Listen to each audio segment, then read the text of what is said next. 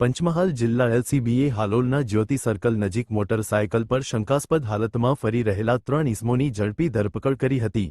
તપાસ દરમિયાન આ ત્રણેય શખ્સોની પાસેથી ચાંદીના ઘરેણાં અને રોકડ રૂપિયા મળી આવ્યા હતા।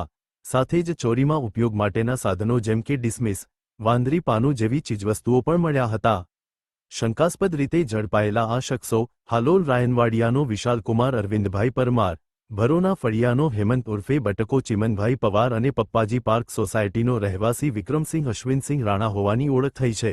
પોલીસે તેઓ પાસેથી એક મોટરસાયકલ, 1,13,424 રૂપિયાના ચાંદીના દાગીના અને 61,000 રૂપિયાની રોકડ રકમ મળી 2,25,024 રૂપિયાના મુદ્દામાલ સાથે પકડી કાયદેસર કાર્યવાહી કરી હતી।